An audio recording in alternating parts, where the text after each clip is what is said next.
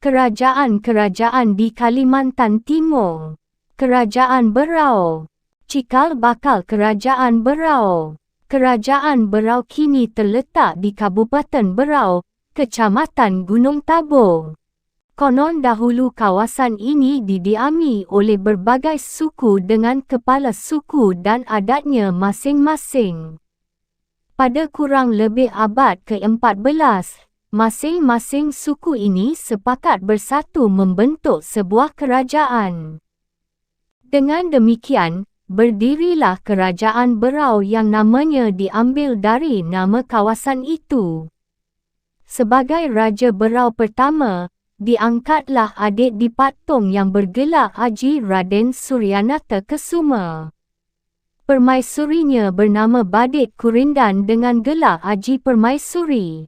Wilayah kekuasaannya merupakan penyatuan berbagai suku, yakni suku Merancang, Pantai, Kuran, Rantau Buyut dan Rantau Sewakung.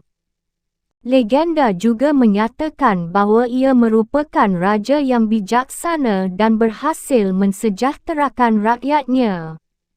Konon, Haji Raden Suryana Kesuma merupakan kepala wilayah yang diangkat oleh Majapahit pada tahun 1365 untuk memimpin wilayah itu. Dahulu wilayah kekuasaannya juga mencapai Brunei. Haji Raden Suryanata Kesuma dianggap sebagai leluhur raja-raja Berau, Gunung Tabur, Sambaliung, dan Bulungan. Guna mengatur wilayah kekuasaannya yang luas, Haji Raden Suryanata menempatkan wakilnya di beberapa wilayah yang penting, seperti Rangga Batara, yang berkedudukan di pantai, Rantau Berawan, Tumenggung Macan Nagara berkedudukan di benua Kuran, Angka Yuda berkedudukan di Bulalong, Patungung di Sungai Kelai, Jayapati di Negeri Bunyut, dan Nini Baritok di Sungai Ulak. Mereka masing-masing bertanggung jawab penuh atas daerah kekuasaannya masing-masing. Demi menjaga ketertiban kerajaannya, dikeluarkanlah undang-undang bernama Pematang Amas yang dibuat berdasarkan musyawarah dan mufakat antara raja dan kepala-kepala pemerintahan tersebut. Peraturan tersebut mengatur mengenai perkara pidana dan perdata yang diperlukan demi menyelesaikan berbagai perselisihan di kalangan rakyat. Saat Majapahit masih berada dalam puncak kejayaannya, rakyat Berau harus membayar upeti kepada kerajaan tersebut, tetapi menjelang abad ke-15 dan ke-16, Majapahit mulai surut pamornya sehingga masing-masing wilayah taklukan bebas menjalankan kedaulatannya sendiri-sendiri. Selanjutnya, Berau diperintah oleh Haji Nikulan, Haji Nikuta, Haji Nigindang, Haji Panjang Ruma, Haji Tumanggung Barani, Haji Suraraja, Haji Surya Balindung, dan Haji Dilaya. Perkembangan dan perpecahan Kerajaan Berau. Haji Dilaya mempunyai dua orang putera, yakni Pangeran Tua dan Pangeran Dipati. Demi menghindarkan perselisihan di antara mereka, diadakan kesepakatan bahawa kedua orang pangeran itu beserta keturunannya masing-masing akan menjadi raja secara bergantian. Apabila seseorang menjadi raja maka yang lain menjadi wakilnya.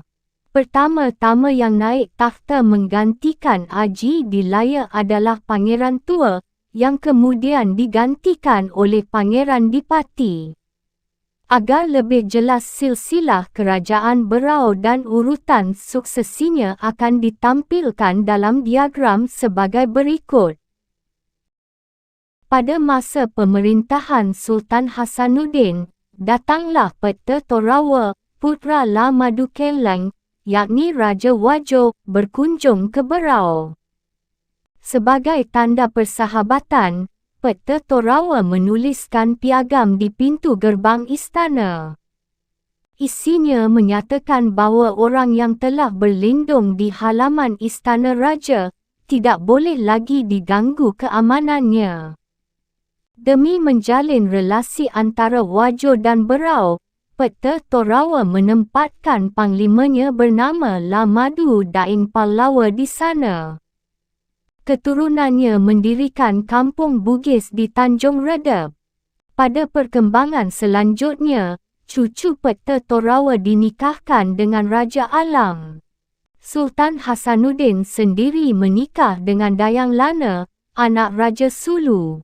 Dengan demikian, Kesultanan Berau juga menjalin hubungan kekeluargaan dengan Sulu di Filipina Selatan.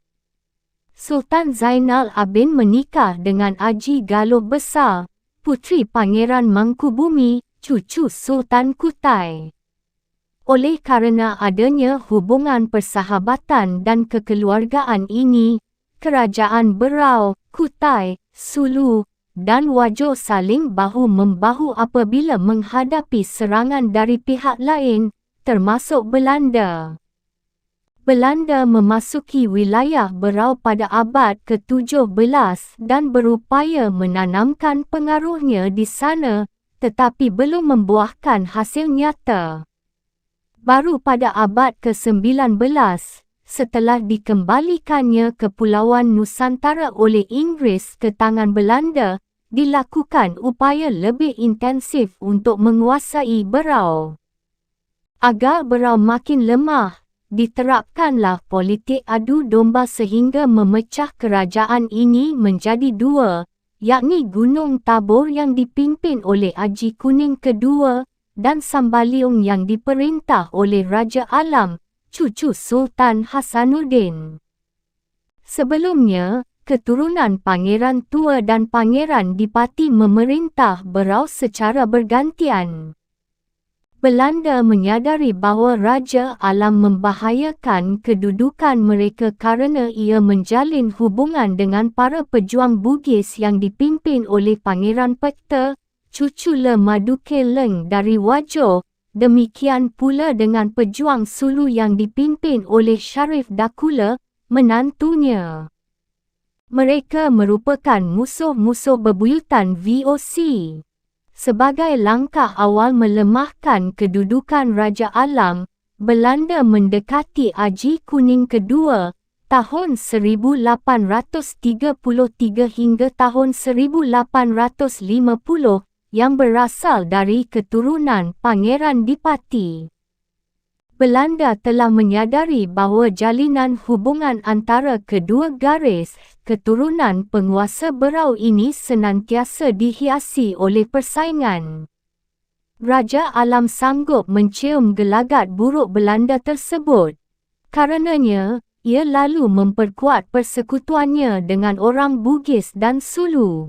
Riwayat Raja Alam selanjutnya akan diulas pada bagian mengenai Sambaliung.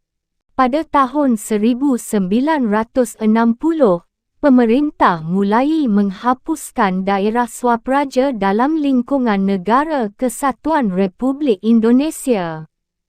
Oleh karenanya, wilayah kedua Kesultanan Pecahan Berau itu digabungkan kembali menjadi Kabupaten Berau dengan Sultan Sambaliung terakhir, Muhammad Aminuddin, sebagai bupati pertamanya. Sementara itu, gelar Raja Berau pertama diabadikan sebagai nama Komando Resort Militer, yakni Korem 081 Aji Suryanata Kesuma yang berkedudukan di Samarinda. Kerajaan Bulungan, cikal bakal Kesultanan Bulungan. Menurut legenda, sebelum munculnya Kesultanan Bulungan, kawasan ini diperintah oleh para kepala suku. Cikal bakal Kesultanan Bulungan adalah seorang kepala suku Dayak Hupan bernama Kuani. Mula-mula warganya hanya sekitar 80 orang saja dan mendiami tepi Sungai Payang yang merupakan cabang Sungai Punjungan. Karena lokasi tempat kediaman mereka itu dirasa kurang baik, warga lalu berpindah ke tepi Sungai Kayan. Suatu saat ketika Kuan Yi berburu di hutan, ia tak berhasil mendapatkan seekor haiwan buruan pun, tetapi dia menemukan sebatang bambu betong beserta sebutir telur yang tergeletak di atas kayu. Ternyata dari dalam bambu tersebut keluarlah seorang anak laki-laki yang kemudian diberinya nama Jawiru, dan ketika telur itu dipecah muncul seorang anak perempuan yang diberinya nama Lemlai Suri. Mereka berdua lalu dinikahkan oleh Kuan Yi. Kisah Jawiru dan Lemlai Suri ini kini diabadikan dalam sebuah monumen bernama Telur Pecah yang terletak antara Jalan Sengkawit dan Jelarai sebagai peringatan terhadap cikal bakal Kesultanan Bulungan. Nama Bulungan sendiri berasal dari kata bulu tengon yang artinya bambu betong. Sementara itu, buku sekilas Sejarah Kesultanan Bulungan dari masa ke masa halaman 20 menyebutkan bahawa bulu tengon berarti bambu sungguhan, namun kerana perubahan dialek bahasa Melayu, kata tersebut berubah menjadi bulungan. Ketika Kuan Yi mangkat, Jawiru diangkat sebagai penggantinya dalam memimpin suku Dayak Hupan. Dari pernikahannya itu, ia memperoleh seorang putera bernama Paran Anyi. Menurut buku SSKBMM halaman 20 hingga 21 menyebutkan bahawa Jawiru, dalam buku itu dieja Jao Iru, mempunyai anak bernama Jao Anji yang meneruskan kedudukannya sebagai kepala suku. Selanjutnya, Jao Anji memperoleh seorang putera bernama Paran Jao. Ia menjadi kepala suku berikutnya. Paran Jao digantikan oleh putranya, Paran Anji, kemungkinan sama dengan Paran Anyi di atas. Paran Anyi mempunyai seorang putri bernama Lahai Bara yang menikah dengan seorang tokoh bernama Wan Paran. Menurut SSKBMM halaman 21, Wan Paran ini adalah seorang kesatria. Dari pernikahan ini mereka dikaruniai seorang putera dan seorang putri yang masing-masing bernama Si Barau dan Si Mun Luan.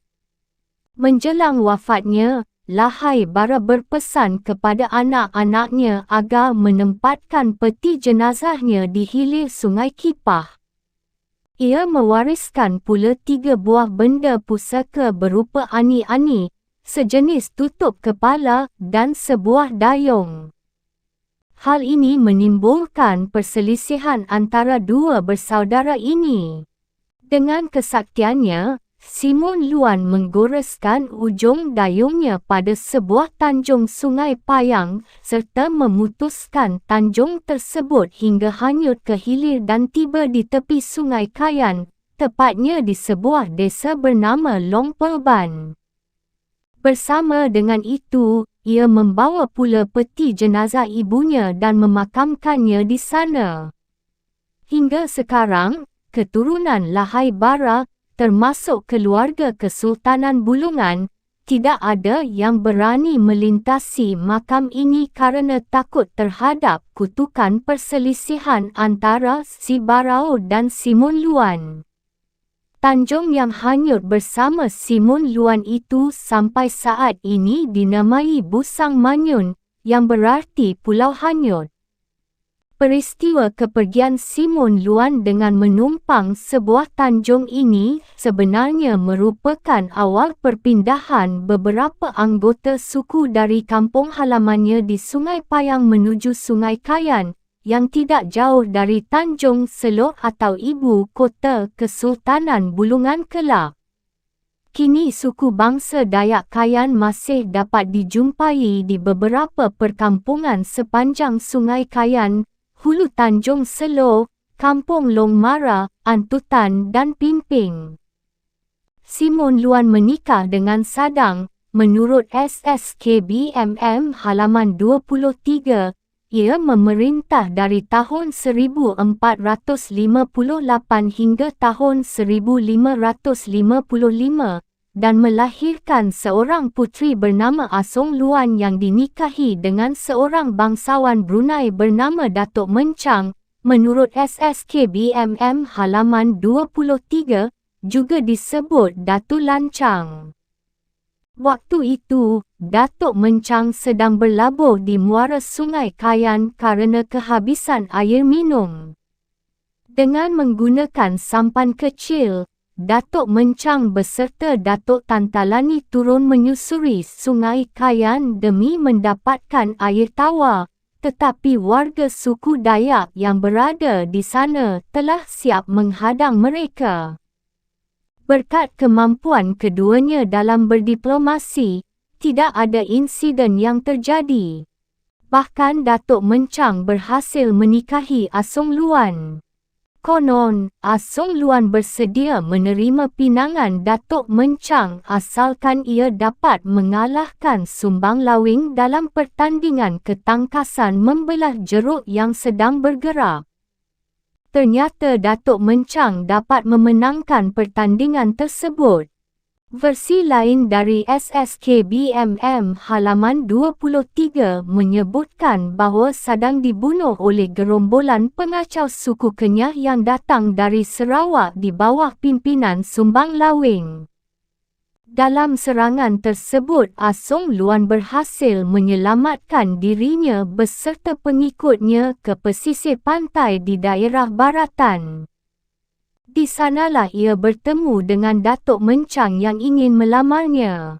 Asong Luan hanya bersedia dinikahi oleh Datuk Mencang asalkan ia dapat mempersembahkan mas kahwin berupa kepala Sumbang Lawing yang telah membunuh kakaknya. Ketika terjadi perang tanding antara Datuk Mencang dan Sumbang Lawing, kedua-duanya sama-sama unggul. Akhirnya, diadakan uji ketangkasan membelah jeruk sebagaimana yang telah diungkapkan di atas. Karena kalah, Sumbang Lawing harus meninggalkan daerah Baratan. Setelah pernikahan itu, berakhirlah kepemimpinan para kepala suku dan berganti dengan sistem kerajaan. Raja-rajanya bergelar kesatria atau wira. Semenjak saat itu, Bulungan diperintah oleh Datuk Mencang tahun 1555 hingga tahun 1594 beserta segenap keturunan dan penggantinya. Datuk Mencang digantikan oleh menantunya yang bernama Singa Laut tahun 1594 hingga tahun 1618. Seiring dengan itu, Islam mulai tersebar ke kawasan Bulungan. Singa Laut digantikan oleh putranya bernama Wirakelana tahun 1618 hingga tahun 1640. Takhta Bulungan kemudian diwariskan secara berturut-turut kepada Wirakeranda tahun 1640 hingga tahun 1695 dan Wiradigendong tahun 1695 hingga tahun 1731. Semasa pemerintahan Wiradigendong, pusat pemerintahan dipindahkan dari Busang Arau ke Limbu Long Baju, Desa Baratan, Kecamatan Tanjung Palas. Perkembangan Kesultanan Bulungan. Keturunan Datuk Mencang dan Raja Bulungan berikutnya, Wira Amir, bergelar Sultan Amirul Mukminin, memerintah pada tahun 1731 hingga tahun 1777. Tampaknya merupakan raja pertama yang menganut agama Islam kerana semenjak pemerintahannya, para penguasa Bulungan berikutnya mulai menyandang gelar Sultan. Pusat pemerintahan dipindahkannya dari Baratan ke Salimbatu, Kecamatan Tanjung Palas Tengah sekarang. Dalam hal keagamaan, Wira Amir berguru kepada seorang perantauan Arab bernama Tuan Kali Abdul Rahman. Ia digantikan oleh putranya, Haji Ali, yang bergelar Sultan Alimuddin, tahun 1777 hingga tahun 1817. Sultan ini memindahkan kembali ibu kotanya dari Salim Batu ke Tanjung Palas. Alasannya, ia ingin agar Salim Batu dipertahankan sebagai areal persawahan demi menunjang kebutuhan pangan kerajaan. Sultan Muhammad Kaharuddin menggantikan ayahnya, Sultan Alimuddin, dan memerintah hingga tahun 1861.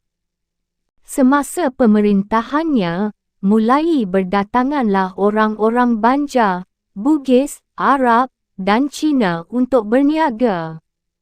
Sementara itu, Belanda yang telah membangun perkubuan di Tanjung Selor mulai memaksakan kehendaknya dalam perdagangan kerana mereka memiliki pasukan yang kuat.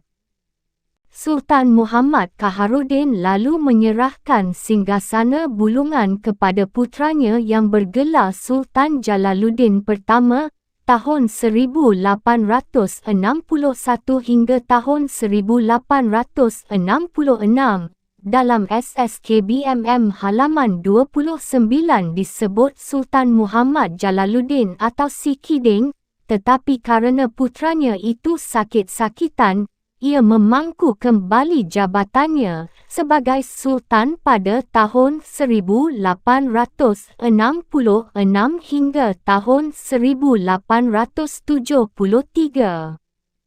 Alasan lain Sultan menduduki singgasananya kembali kerana ia keberatan ahli waris Kesultanan Bulungan jatuh ke tangan Datuk Alam, putera Pangeran Maulana, saudara tiri Sultan Muhammad Kaharuddin dari perkahwinan ayahnya dengan puteri Singa Laut dari Tanah Tidung. Meskipun demikian, Datuk Alam berhasil menaiki singgasana Bulungan dan menjadi Sultan dengan gelar Khalifatul Alam Muhammad Adil, tahun 1873 hingga tahun 1875. Ia sekaligus merupakan seorang ulama yang disegani. Di samping itu, dia merupakan penentang yang gigih terhadap kerjasama dengan Belanda. Sultan wafat saat mengikuti jamuan makan yang diselenggarakan Belanda.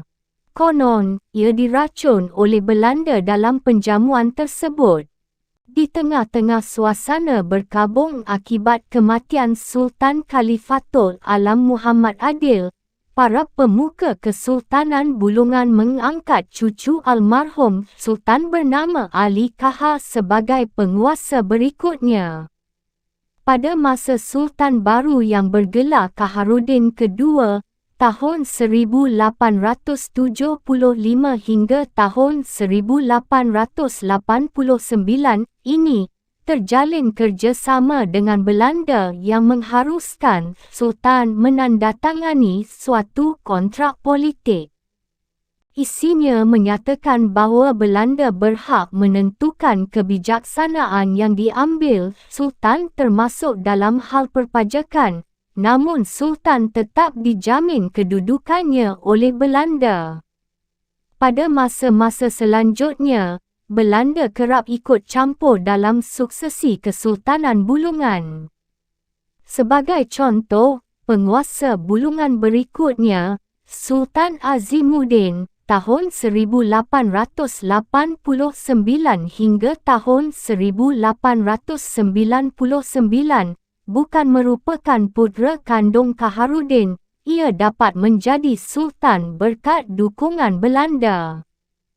Bahkan pengangkatannya itu mendapatkan surat pengesahan dari Gubernur Jenderal Belanda tertanggal 4 Disember 1889. Sultan Azimuddin sendiri adalah menantu Sultan Kaharuddin kedua, yang menikahi puteri keempatnya, Puteri Sibut. Sultan Bulungan ini merupakan seorang politikus yang piawai dan berkat misi sosial kemasyarakatannya, berbagai pergolakan dapat diredam. Sultan Azimuddin mempunyai 3 orang putera, yakni Datuk Belembung, Datuk Tiras, dan Datuk Muhammad. Saat ayahnya meninggal pada tahun 1899, Datuk Belembung belum dewasa sehingga pemerintahan sementara waktu dijalankan oleh ibunya, Pengiran Kesuma, atau Puteri Sibut, dengan didampingi oleh Datu Mansur selama kurang lebih 2 tahun, tahun 1899 hingga tahun 1901. Baru pada tahun 1901 ia dilantik sebagai Sultan Bulungan dengan gelar Kasimanuddin, tahun 1901 hingga tahun 1925. Sultan banyak memusatkan perhatiannya demi memperkaya negerinya dengan memanfaatkan hasil hutan dan perikanan yang melimpah ruah. Pada tahun 1902, NVBPM menemukan sumber minyak bumi di Tarakan. Berkat pertambangan minyak bumi tersebut, kekayaan kesultanan bertambah secara luar biasa sehingga Bulungan dapat dikatakan mencapai puncak keemasannya.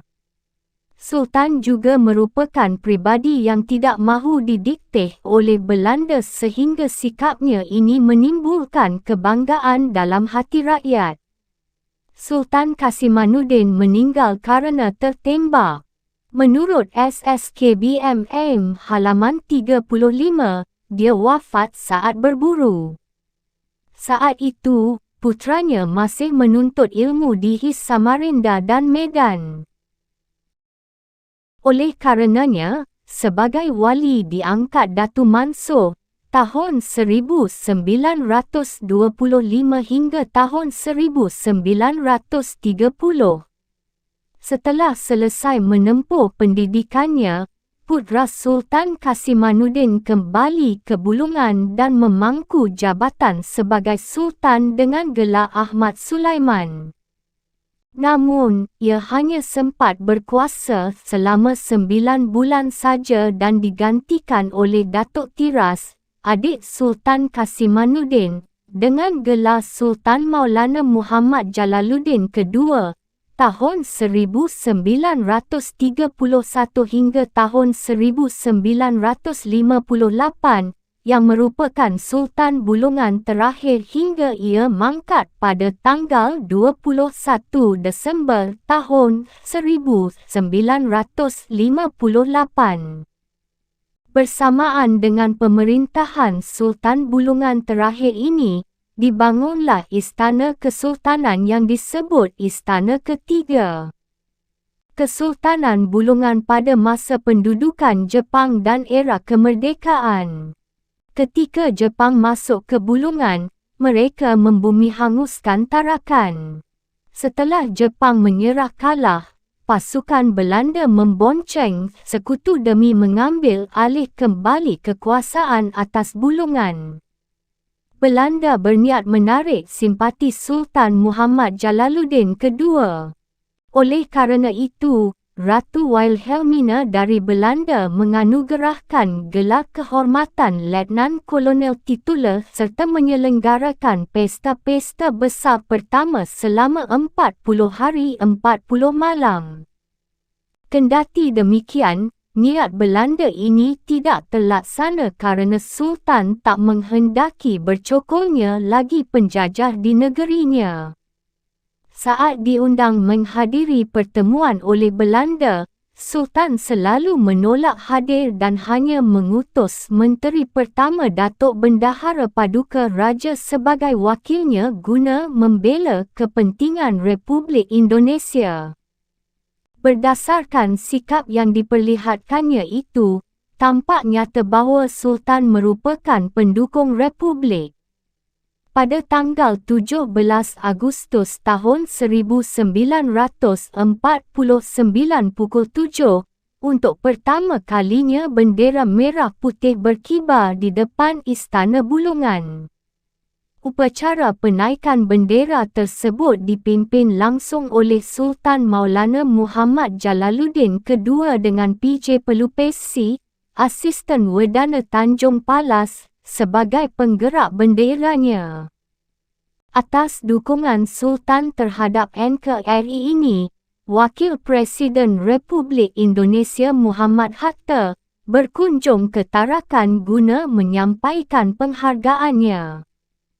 Berdasarkan Undang-Undang Nombor 22 Tahun 1948 mengenai pemerintahan daerah, Kesultanan Bulungan ditetapkan sebagai daerah istimewa yang setingkat dengan Dati II atau Kabupaten dan Kotamadya. Status Bulungan lalu menjadi daerah swapraja yang diteguhkan dengan SK Gubernur Kalimantan Nombor 180/92/92/14 pada tanggal 14 Agustus tahun 1950. Dengan demikian, Sultan menjadi Kepala Daerah Istimewa Bulungan yang pertama. Setelah Sultan mangkat pada tahun 1958, Daerah Istimewa Bulungan dihapuskan dan statusnya menjadi kabupaten biasa. Sebagai Bupati Bulungan pertama, diangkatlah Andi Cajo gelar Datuk Wiharja, adik ipar Sultan Muhammad Jalaluddin II. Peristiwa Bultikan. Pada era 1960-an dalam rangka konfrontasi dengan Malaysia, Republik Indonesia menempatkan pasukannya di kawasan Bulungan. Sebagian pimpinan tentara yang ditempatkan di sana tergiur oleh harta kekayaan Kesultanan Bulungan.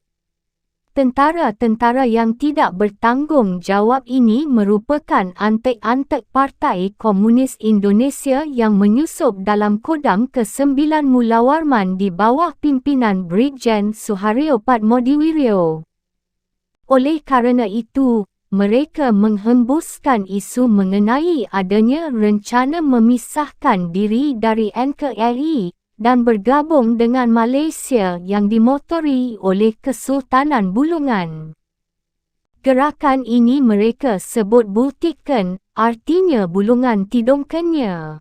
Sebagai langkah awal menjalankan aksi fitnahan ini, pasukan yang berada di bawah pimpinan Letnan B. Simatupang menyelundupkan beberapa senjata organik ABRI di kolong Istana Kesultanan Bulungan, tempat kediaman Raja Muda beserta keluarganya.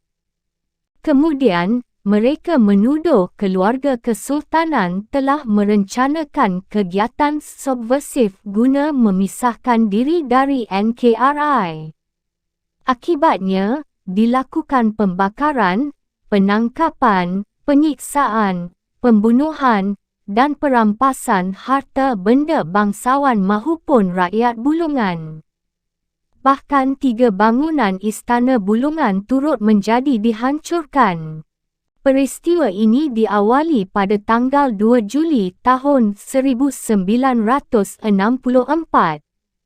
Saat itu, Letnan B. Simatupang beserta Kapten Buntaran bertandang ke tempat kediaman Raja Muda Datuk Azimuddin di istana. Mereka bercakap-cakap dengan penuh keakraban, walaupun sebenarnya petinggi-petinggi militer tersebut menyimpan niat tersembunyi. Waktu itu, 2 orang anak Raja Muda, yakni Masnun dan Kaharudin, tidak berhenti menangis. Tampaknya tangisan kedua anak itu merupakan firasat buruk. Kedua orang tamu baru berpamitan meninggalkan istana setelah tengah malam. Meskipun demikian, Letnan B. Simatupang beserta Satuan Tempur Brawijaya 517 datang mengepung istana pada dini hari. Rakyat yang saat itu hendak pergi mengambil air wuduk di sungai dikejutkan oleh kedatangan begitu banyak tentara di sekitar istana. Kurang lebih pukul 6 waktu Indonesia Tengah, seluruh masyarakat Tanjung Palas dikumpulkan di depan istana.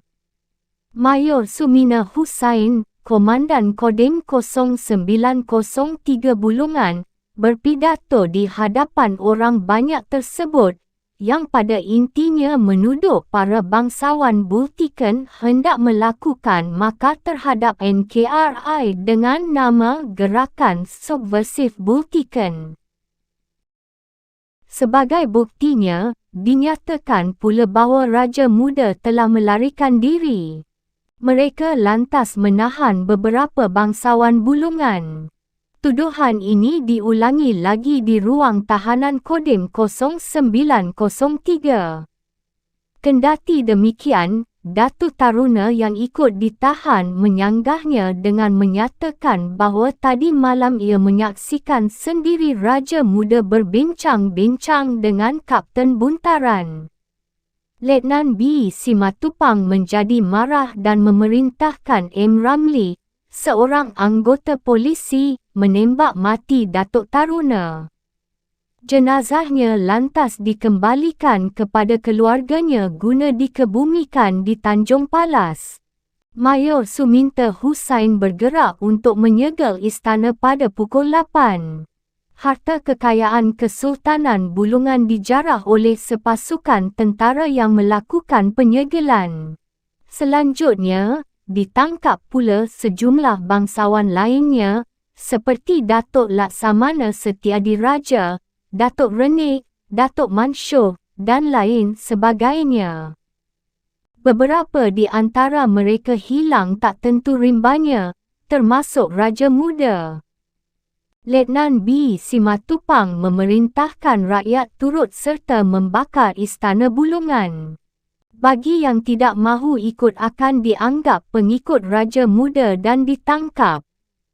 Selama beberapa waktu kondisi Tanjung Palas menjadi sangat mencekam. Belakangan, penangkapan juga terjadi di kalangan rakyat sehingga menebarkan nuansa kengerian di Tanjung Palas dan sekitarnya. Banyak korban jiwa yang jatuh dibunuh oleh oknum-oknum militer selama insiden ini. Akhirnya, terbukti bahawa tuduhan makar itu tidak benar dan pasukan Brigjen Suharyo meminta maaf atas hal tersebut. Harta istana yang dijarah dikembalikan, walau sebahagian di antaranya hilang. Brigjen Suharyo sendiri belakangan dipenjarakan kerana kedekatannya dengan PKI. Kesultanan Bulungan dewasa ini. Kesultanan Bulungan kini ikut berpartisipasi dalam melestarikan warisan sejarah dan budaya bangsanya. Hal ini dibuktikan dari turut sertanya kerabat kesultanan tersebut dalam berbagai festival budaya, seperti peringatan seabad Puputan Badung di Bali pada 2006. Saat berlangsungnya peringatan tersebut diperagakan busana prajurit Bulungan. Selain itu, Bulungan aktif pula dalam berbagai kegiatan festival Keraton Nusantara. Salah seorang ahli waris kesultanan adalah Datu Desan Maulana, yang merupakan putera Sultan Muhammad Jalaluddin II. Sementara itu, keturunan Datuk Mansur, yang pernah menjadi wali kerajaan antara tahun 1899 hingga tahun 1901 mendampingi Pengiran Kesuma adalah Datuk Abdul Aziz. Mereka pernah menyesalkan lepasnya sipadan dan ligitan ke tangan Malaysia. Kerajaan Gunung Tabung. Berdirinya Kerajaan Gunung Tabung. Kerajaan Gunung Tabur sekarang terletak di Kecamatan Gunung Tabur, Kabupaten Berau, Kalimantan Timur. Pendiriannya sekitar tahun 1830 melalui pemecahan Kerajaan Berau menjadi dua, yakni Gunung Tabor dan Sambaliung.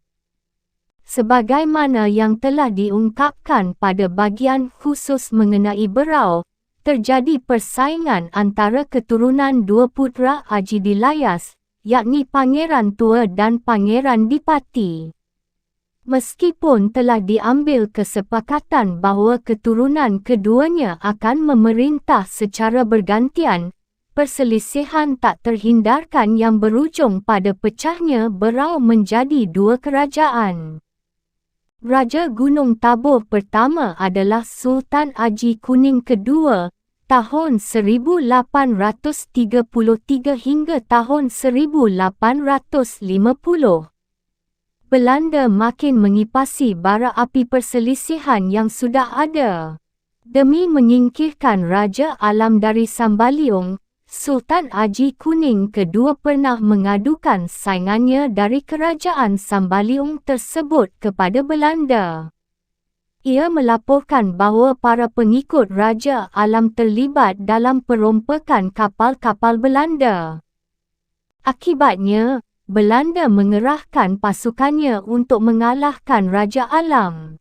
Setelah Raja Alam berhasil dikalahkan dan diasingkan ke Makassar, tampuk pemerintahan Sambaliung diserahkan kepada Gunung Tabor.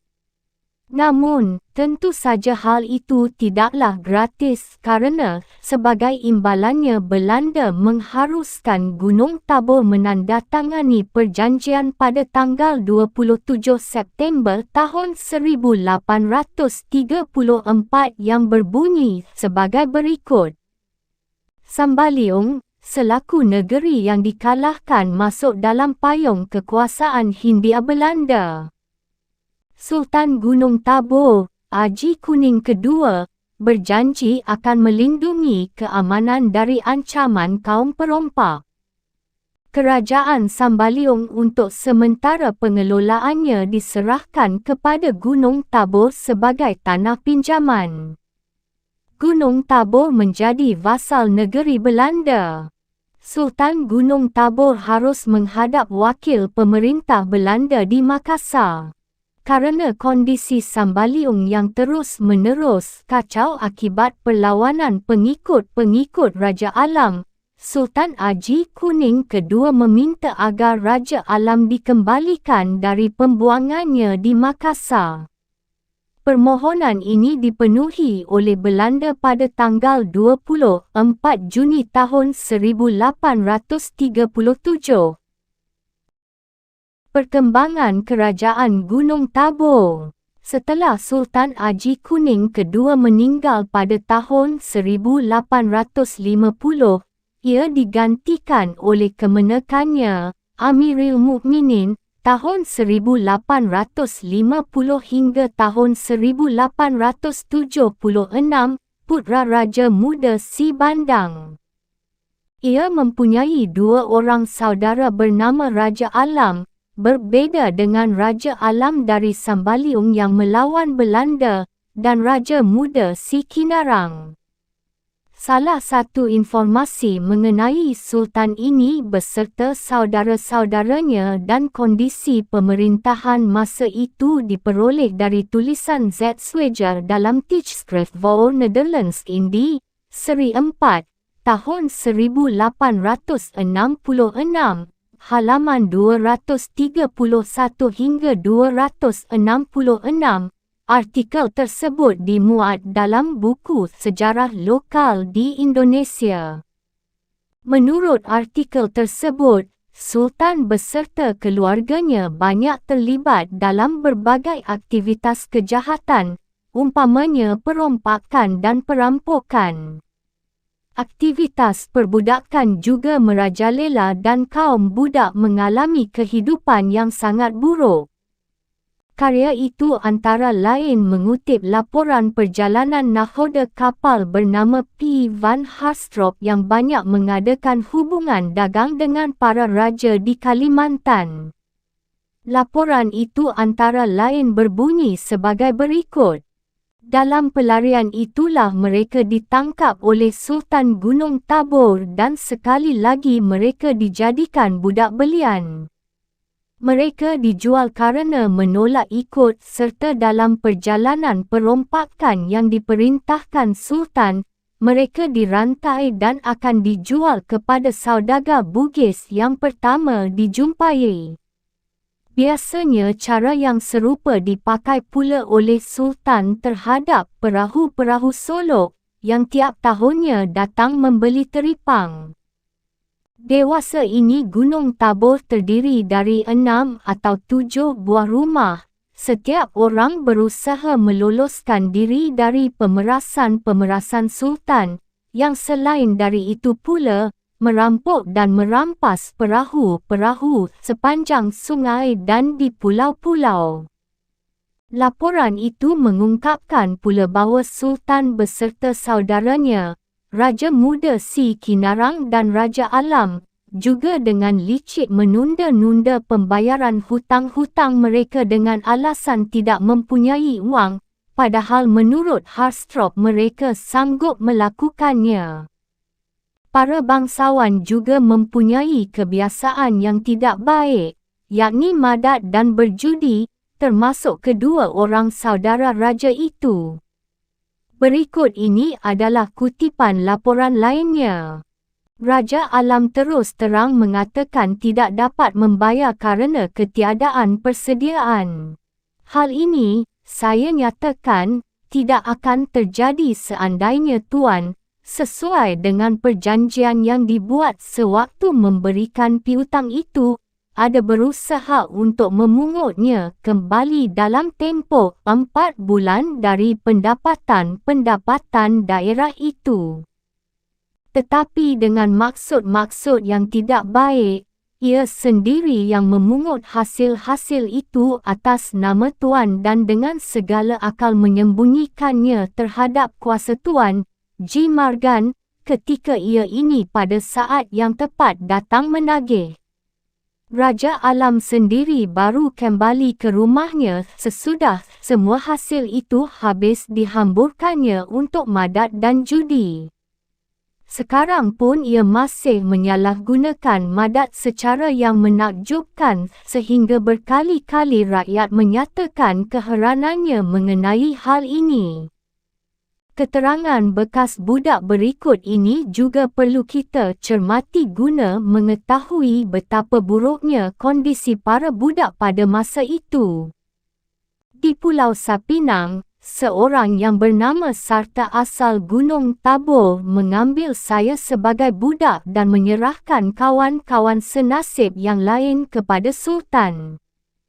3 tahun lamanya saya mengerjakan ladangnya, yang terletak jauh dari kampung orang itu. Berbagai-bagai kerja berat harus saya lakukan seperti memotong dan meraut kayu, mengerjakan ladang, memetik sarang burung, dan lain sebagainya. Saya hanya diberi sepotong kain untuk dipakai, sedikit beras untuk makan, lain tidak. Sesudah itu saya pindah tuan pada Raja Muda Kenarang, kakak dari Sultan kerana direbutnya dengan semena-mena dari tangan Sarta. Dengan pangeran ini saya tidak perlu melakukan sesuatu pekerjaan, akan tetapi sebaliknya saya diharuskan mengusahakan pakaian sendiri dan selalu bersiap untuk pergi merampok.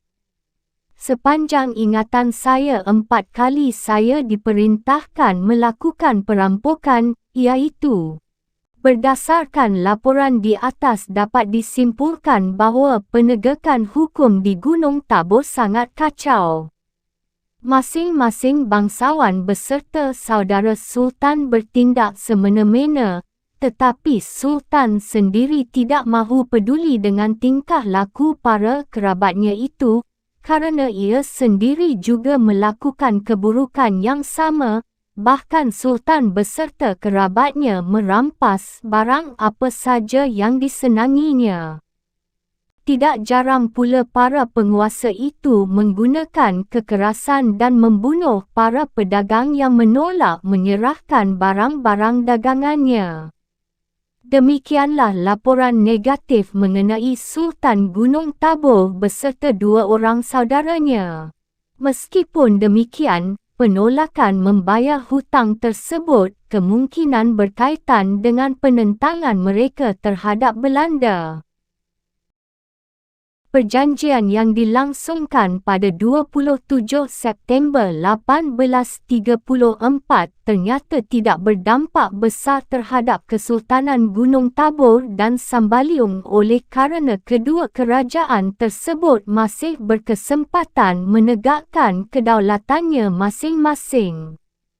Pada tahun 1876, Sultan Amiril meninggal dunia dan digantikan oleh putranya yang bergelar Hasanuddin tahun 1876 hingga tahun 1882. Semasa pemerintahannya, kerap terjadi pertempuran kecil antara Gunung Tabor dan Sambaliung, tetapi dapat diselesaikan dengan bantuan asisten residen Belanda di Samarinda. Sultan Hasanuddin mangkat pada tahun 1882 dan digantikan oleh sepupunya selaku wali sultan bernama Aji Kuning, putera Raja Alam dari Gunung Tabor. Hubungan antara pemerintah kolonial Belanda dengan Gunung Tabor tidak lagi mesra. Ia merupakan penguasa yang tidak mahu diatur dan tunduk pada kemahuan Belanda. Bagi Aji Kuning, hubungan antara kerajaan dengan pemerintah Belanda adalah dua mitra yang setara, sehingga Belanda tidak berhak mencampuri urusan pemerintahan Gunung Tabor. Oleh kerana itu, ia kurang disenangi oleh pemerintah kolonial. Apalagi dukungan rakyat terhadapnya boleh dikatakan cukup besar. Kecurigaan Belanda makin bertambah besar sepulangnya Aji Kuning dari menunaikan ibadah haji. Itulah sebabnya, Aji Kuning lalu pindah ke Sambaliung dan mendirikan perkampungan baru di sana. Selanjutnya, tersiar kabar bahawa Aji Kuning hendak merencanakan pemberontakan dan sedang menyusun kekuatan di perkampungannya di Sambaliung. Menanggapi laporan ini, Belanda memperkuat penjagaannya dan menempatkan seorang kontrolir berkebangsaan Belanda terhitung tanggal 1 Mei tahun 1897 dengan tujuan mengawasi tindak tanduk Aji Kuning. Pada saat yang bersamaan, diangkatlah seorang sultan baru bergelar Siranuddin tahun 1897 hingga tahun 1921. Demi mencegah terjadinya pemberontakan, Belanda memerintahkan penguasa Sambaliung agar mengusir Aji Kuning beserta pengikutnya dari wilayah mereka. Bila tidak, Belanda akan mengerahkan pasukannya. Oleh kerana itu, penguasa Sambaliung memerintahkan Aji Kuning agar meninggalkan negeri mereka. Dengan diiringi oleh anggota keluarga dan kerabatnya yang setia, Aji Kuning pindah ke Tanah Kuning di perbatasan antara Kerajaan Bulungan dan Sambaliung. Kerajaan Gunung Tabor selanjutnya diperintah oleh Sultan Muhammad Khalifatullah Jalaluddin tahun 1921 hingga tahun 1951 dan Aji Raden Muhammad Ayub tahun 1951 hingga tahun 1960.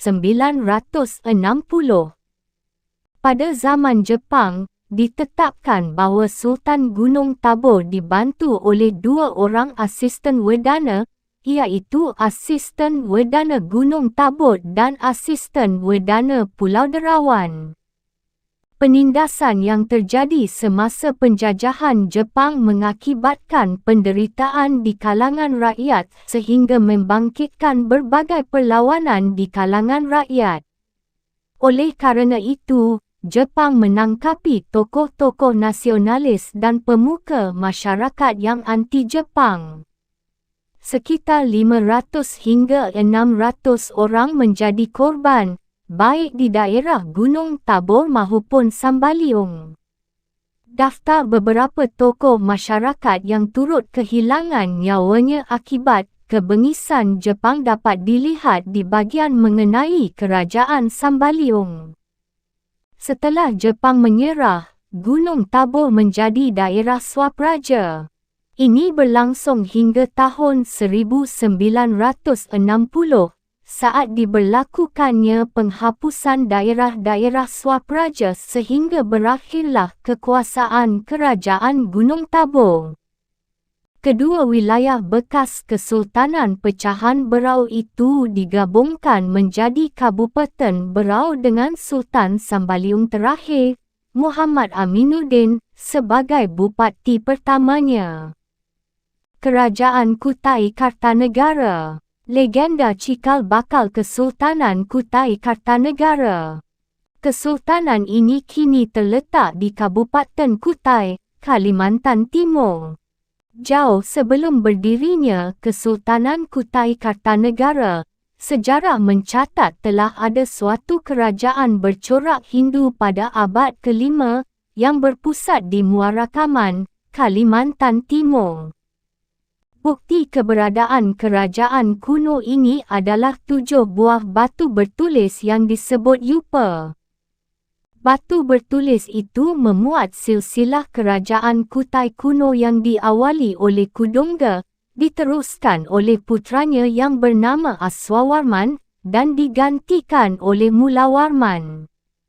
Raja Mulawarman disebutkan pernah mengadakan upacara persembahan bagi para Brahmana.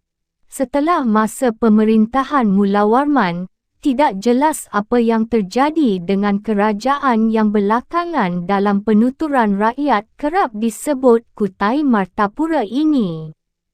Kendati demikian, terdapat legenda yang menyebutkan urut-urutan raja setelah Mulawarman sebagai berikut.